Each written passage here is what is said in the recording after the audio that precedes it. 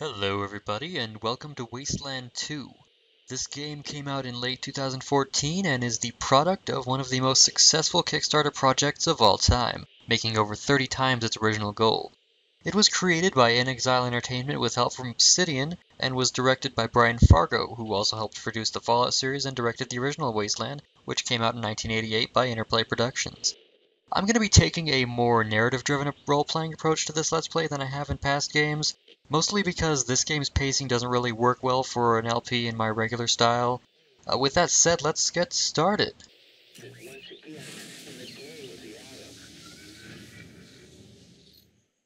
Now this is the squad creation screen, where we make the characters for our game. On the right there's a number of pre-made characters, but we aren't going to be using them for this Let's Play because I'd rather have my own creations fighting to survive in this wasteland. Now on the left you can see there are 4 slots for our squad, complete with their own little custom ranger creation buttons. And here's the character creation screen itself. There are 7 attributes: coordination, luck, awareness, strength, speed, intelligence, and charisma. It's a classic system. Coordination increases your chance to hit with ranged weapons and the number of action points you get per turn. Luck affects a little bit of everything in a small way, like chance to hit, dodge, how much loot you find, and so on. Awareness increases initiative, influences your dodging, and increases your view range. Strength is directly tied to your constitution, which is this game's health. It also influences carrying capacity and melee damage. Speed mostly determines how far you can move during your turn in combat, but it also helps with your initiative. More intelligence means more survival points per every promotion, which is this game's term for leveling up. And lastly, there is charisma, which doesn't really influence any stat directly, but it is directly tied to certain general skills and how people perceive you, like leadership and I think barter are directly tied to charisma.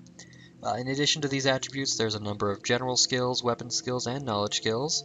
I'm going to cut the recording for a bit while I make my actual characters, so I'll be back in a second to introduce the team. Now we have our squad. The 4 members are Stone, Drift, Phalanx, and Jack. Each one was hand-picked because they all offer something unique for this team. First is Stone. Tougher than the average man, Stone boasts the strength to carry an arsenal of weaponry if the need would ever arise, but so far it hasn't. His curiosity often leads him to some unlucky situations, which has left him the victim of more ambushes than he'd like to admit. The hardships he has faced give him a no-nonsense demeanor and a compulsive need to flaunt his strength. Those that know him well say he needs to take his life a little less seriously. Next is Drift, the leader of the team. Before the bombs fell, a small community was worried about the possibility of nuclear war and built an underground bunker to house the town. Years later, Drift would be born into this very bunker. The community she lived with was deathly afraid of the nuclear fallout, and locked themselves away from the world because of it. But Drift was restless, and one night she left for good, and eventually she found the Rangers who shaped her into what she is now. The youngest member of the squad, Phalanx, was born into the Rangers. He dedicated his life to their beliefs and their cause.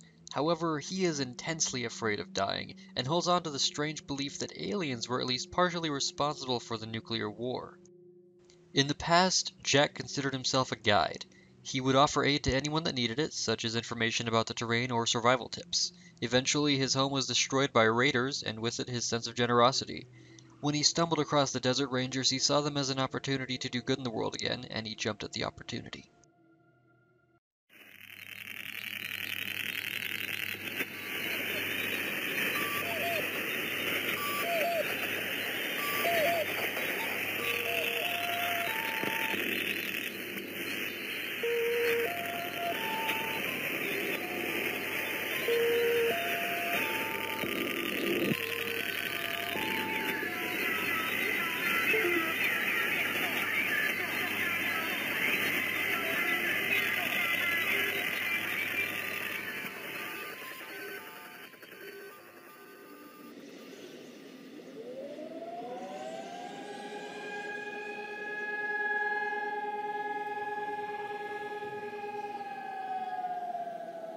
What comes after the end?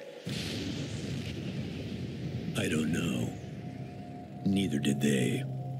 They were just an Army engineer battalion, constructing roads and bridges deep in the middle of the Arizona nowhere. They didn't know why Armageddon had come. They'd heard radio chatter about an attack on some space-based missile platform. But who had attacked it, or why? No one knew. What they did know is that the politicians and the generals had finally ended the world. Now, everything was gone. They took over a federal prison for a fort, kicked out the convicts, got busy starting from scratch. Maybe it was an act of mercy. Maybe they figured that the prisoners would die out in the harsh new world. Whichever, it came back to bite the engineers in the ass. Cultists, criminals, cannibals. They've been living with the fallout ever since. Good people had survived too, called for help in the night. And those engineers, those common soldiers, could not stand by and see them die.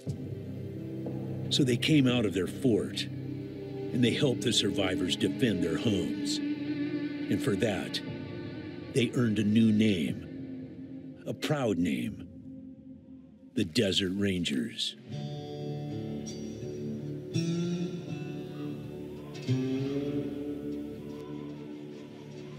Now, Rangers, I know at times it seems our cause is hopeless. And I know it's hard to say goodbye to a brother in arms.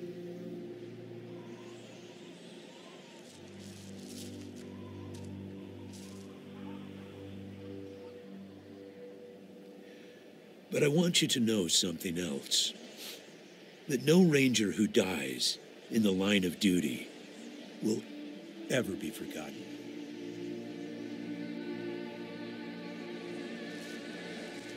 Nor will he have ever died in vain